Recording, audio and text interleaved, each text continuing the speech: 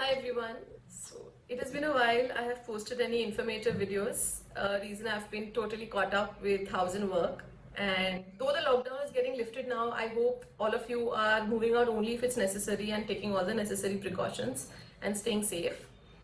So this video, precisely I wanted to talk about something called as MRKH syndrome, which is Mayer-Rokitansky-Kuster-Hauser syndrome. Like the lengthy as its name sounds, it is a congenital disorder that occurs in girls or females, okay, which mainly affects the reproductive system. Now the reproductive system is made up of the ovaries, the fallopian tubes, the uterus and the vagina. So in this case, the vagina is totally absent, there is no vagina, and the uterus is rudimentary, in some cases absent as well, okay. But the ovaries are functional, the ovaries are normal and functional, and the tubes are also present. So the chromosomal pattern of these patients is, or rather these cases, are absolutely normal. It's a proper female chromosomal pattern.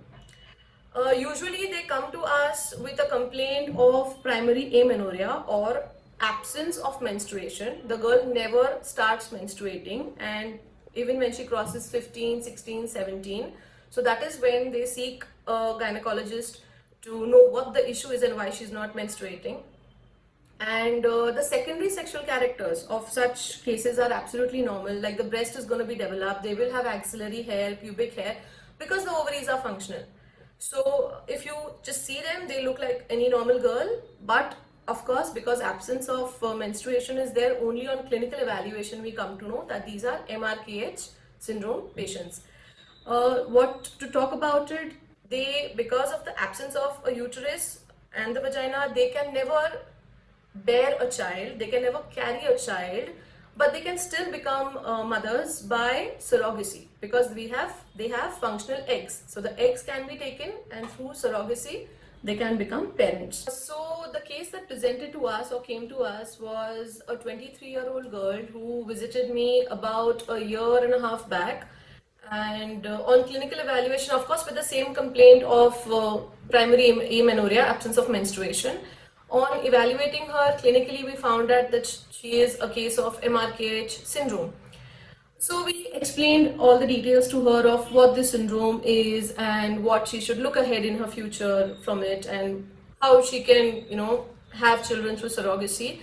But there was another suggestion that we gave her. We advised her to undergo a vaginoplasty. Now, what is a vaginoplasty? Like I said, there is absence of vagina, so there is no vagina. Okay, so a vaginoplasty is construction of the vagina. We make a vagina for her, all right? So we make that canal. It's also known as mechanovaginoplasty.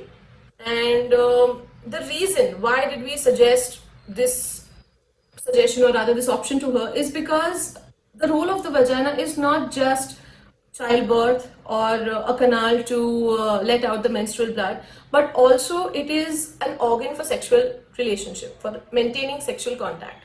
So yes, she cannot, despite of the vaginoplasty, she will never be able to bear a child, she cannot become a mother, she will never get her periods, but at least by having a vagina, she can have a sexual relationship with her partner.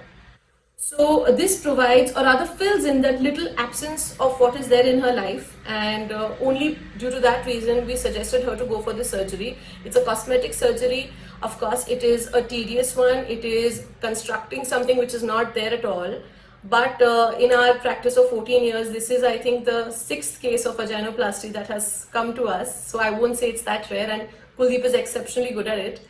So we suggested her to go for this. After contemplating for almost a year, she came back to us in January this year. And because she does not stay in Pune, we planned her surgery for the month of March, which was successfully done.